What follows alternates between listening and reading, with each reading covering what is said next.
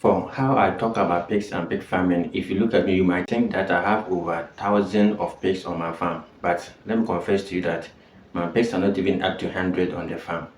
But the only thing is, the amount of money I make from this small number of pigs I have on the farm, somebody with 1,000 might not even get it, or might not be happy after getting it.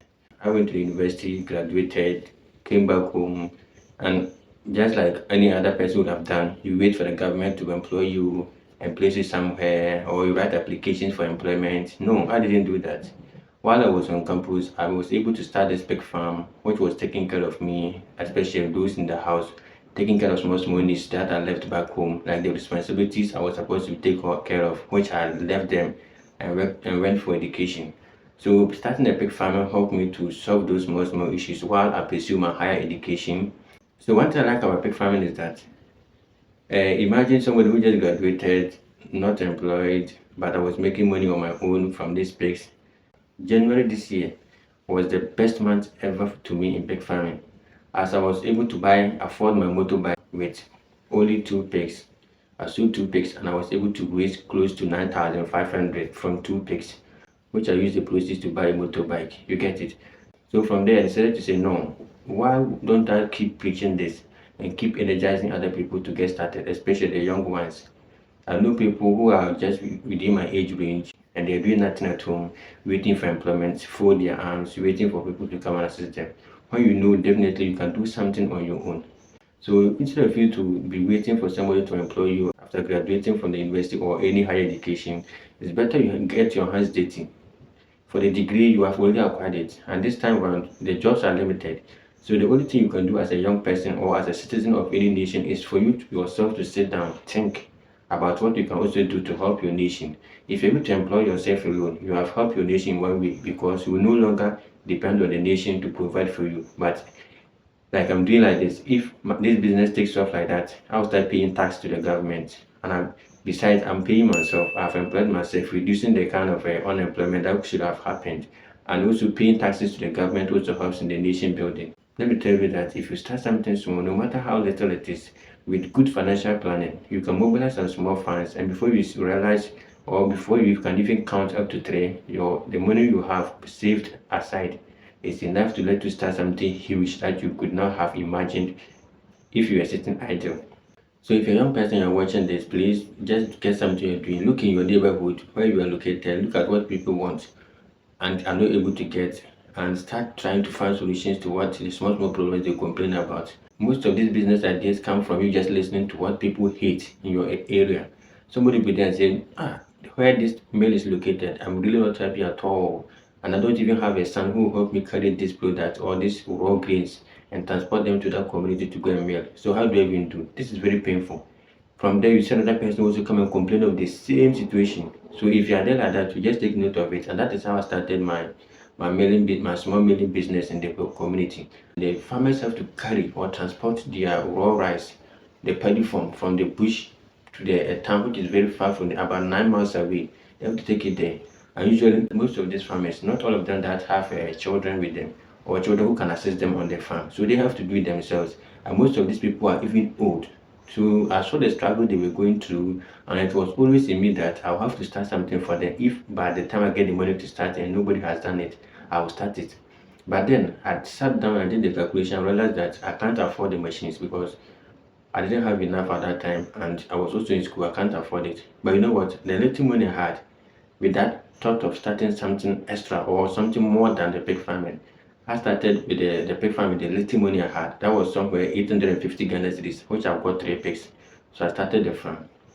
And I was still with the vision of starting a mill to help haul the rice for the local farmers, like rice processing, a bit of it for the local rice farmers in the community. So I raised these pigs while keeping my vision alive. Raised the pigs for some time, and the pigs started giving birth, and I took some of the proceeds, like the piglets and then the clovers, sold some of them, and that was why I was able to raise enough money to also buy the mill without any struggle. So even to myself, when I bought the mill, I was surprised that. So I said to myself that, did I just buy the mill? Something, I sat down, I did the calculation, and it seems unreachable. Now that I started the pig farming by selling just 2, 3, 4, 5 pigs, I'm able to buy it effortlessly with still with some kind of money left. And ever since I also started this mailing, I've never regretted my action at all because I can see the smile on the faces of these farmers. I don't take much from them. It's a kind of like social enterprise I've started, which also provides revenue to keep the mailing center going, whilst also helping me to get the raw products from the mill. So if you ask me or people ask me about me and my pig farm, I just tell them that Pigversity Farms is a social enterprise operating in the agri space where we provide affordable mailing services to the rural people and then obtaining the resulting byproduct from our mailing activities to raise healthy pigs and supply to the people very affordably. Simple as that. And that has been my mission to marvel you to know how the people patronize it because they see it as a life-changing thing, a savior in the community. It has saved them a lot of time, it has saved them the stress, and those with their children, they no longer think about their childlessness because they can now just try and move slowly to the center and have their product mail instead of looking for other people's children to send them to go and do the same thing for them. They just come there, they're able to have their product mailed on time, take it and go back. Maybe they're even able to go back to their farms and work before they come. But gone are the days, if they move to the nearest town to go and mail their products, they can't come back and go to the farm. They'll have to just end the day like that. But after I started this thing for them, I realized that they are able to come to my center. Sometimes they just bring their product, leave them at the center for me, and move to their farms. By the time they return, I'm already done with the mailing or hauling. Then they come and pick them, give me my money or pay for my services, carry their product, they go. And also maintain my mail like that. You get it? So imagine if I were just sitting there folding my arms and looking for employment, writing applications because I've graduated from the university with my degree holding me in a brown envelope, walking up and down, wearing shoe, tie, everything like that. But since I started this, I can see that if not providing for myself alone, I'm even able to provide for some people. Okay, because I can see that I'm a bit better. So once I'm better and people also struggling, the little I have, I make sure I give it to them. And I could see the kind of happiness they always show when I give something small to them. To me, it is just something small, but to them, it is a life-saving thing that I've done for them. So if you have just graduated, please look beyond your certificate and start something small, no matter how small it is. The only thing is to put in the best financial management practices and ensure that you know where a penny of your business is going so that you keep track of it. If where it is going to help your business grow, that one is okay. But if it's something that is not adding to the business, you have to look at it and move and deduct it from your expenses or cut it off completely. I remember when I started this, people were like, you are stingy, when we ask you for something, you don't give. But one thing about me is that not that I don't want to give to you. The only thing is that, like personally, I take a percentage of the profit I make from the business. So if the percentage I take is not enough to share with you, I'm not going to go deeper to take what is meant to use to run the business and give it to you. I don't do that. I always make sure at the end of everything, I have something that will keep the business to run for some time. If maybe I don't even have any extra money, that money I save aside will keep the business going. But for me to take what belongs to the business or what helps the business go, the mill, for instance, we use a diesel engine. So it means definitely I have to be buying this diesel fuel all the time. So if you expect me to take what I used to buy this fuel and give it to you to spend just like that, it's not going to work. But if I have some money saved aside that I can buy the diesel, maybe 100 liters of it and store, fine. That one I can give it to you to go and spend. But for me to just take it, no, you have to be very, very disciplined financially. There are certain behaviors. If you still want to live as you run your business, within 2 months, you'll be out of the business because your machine will break down or your business will break down that you can't sustain it again. You wouldn't also have any emergency fund to use to resurrect your dying business. So usually if you start a business, you become a new person completely and you become very, very, very financially responsible. And aside that, you become responsible entirely as a person. Why? Because you don't want to do something that will disappoint your people. Imagine I started with a vision or with a mission to help the local people alleviate their suffering and then to stop them from going that long journey and also wasting time. And all of a sudden they come to my center and I tell them that my business has broken down or the mill is not functional anymore, so they should go back to where they used to go. I've disappointed them, and aside disappointing them, that is also where I get some sort of source of income coming in from. So with that, it tells you that you have to just be very, very strategic, you have to be futuristic, and you have to also be focused on whatever you're doing. and not to spend money anyhow. If your peers in your age range are spending or doing anything anyhow, fine. Don't look at them. Just assess the situation and know that if I'm spending this way, it means I'm eating into my company's profit, and it's not going to help the health of the company financially. So you don't have to fold your arms. Just look at something small. I started it. I wanted with a vision to get a meal, but the money I had could not buy the meal. So it could also start a pig farm, which I started a pig farm, and from the pig farm, that is where I then raised the money, enough money to get a meal. And I was also able to get, like I said, what even made me happier was when I was able to sell just 2 pigs and bought my motorbike. I was surprised. And one thing also that I love about pig farm was starting this small business is that now when I'm spending money, I don't really care about it that much. One of the days when I have 100 cedis, I can spend it for like 1 week. But today I can just take like 1,000, 1,500, 2,000 a day. I just spend it a day and I go my way. Not that I just lavish it and move. But no, especially if I'm called that Francis, please, the feed is finishing. I'll just rush to the shop, get 3 bags or 4, rush to the farm. And you know how much each cost? It costs not less than 500 Ghana cedis. You have to go and buy it, transport it. And especially in a situation where you are not on the farm and they tell you about some happiness, especially with the health of your animals. You have to just call the veterinarian, senior beg, go check on the animals for me. They are dying, or the way the attendant is complaining. I think something is wrong. So you have to go and check. This veterinarian will tell that, shall I get me some fuel? Okay, I'll go and check it. You have to buy like 5 liters of fuel, give it to this person to fuel his motorbike and rush to the farm, go and check on your animals for you.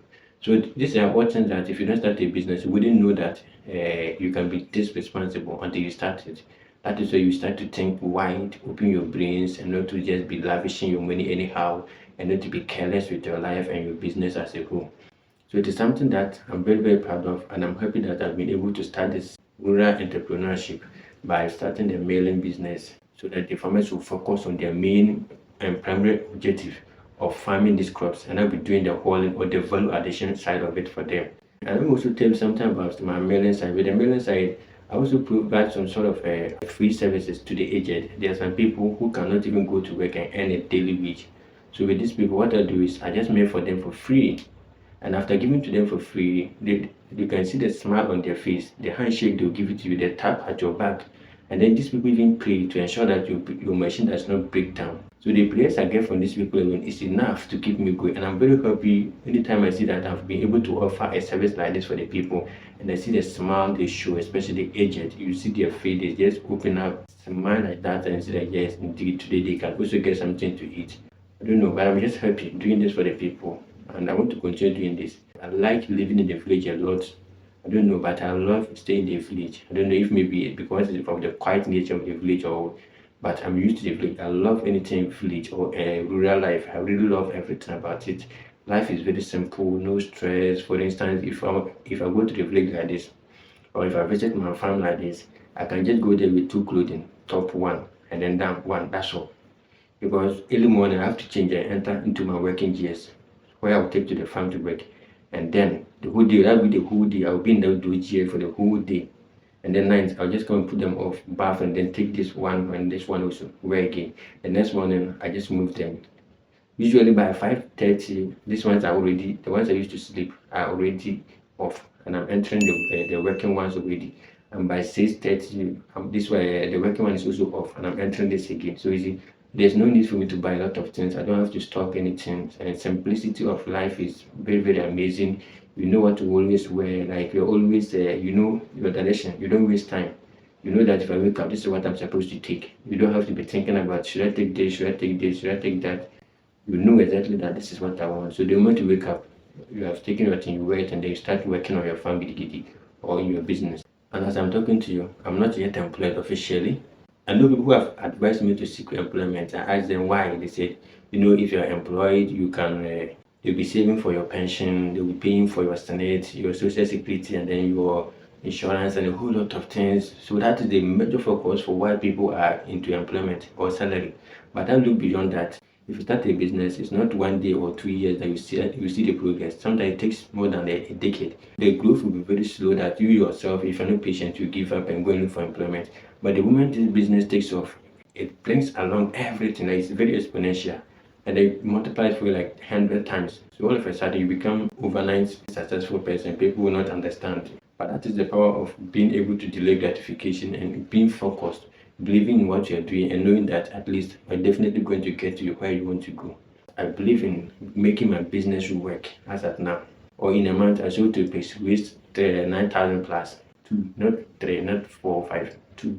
And I was able to make 9,000 plus. Imagine if I'm able to raise the same pigs to that size, like 10 of them. How much do you think I'm going to make in a month? So the only thing is you believe in what you're doing, you put your all in it, and then you pour your soul and your heart, everything into it. Give it your all. If it works, you'll be happy. If it doesn't, you learn. You don't fail. So basically, don't let anything stop you from looking dirty, and don't let pride or ego, because I've been to school, I want to do any dirty job. And farming, fine, in Africa or Ghana here, farming is seem to be dirty. People see it to be dirty work. And anybody, anytime you fail a farmer, you put in occupation, you put in farmer, you can see that even the person within it looks at you in some way. But that shouldn't be so. This farmer you look at, may look dirty, but if you should go into his account, you see the account is very beautiful. And that is how Africa we make our family look. We make it look as if we are the poorest, but people are making it big in farming.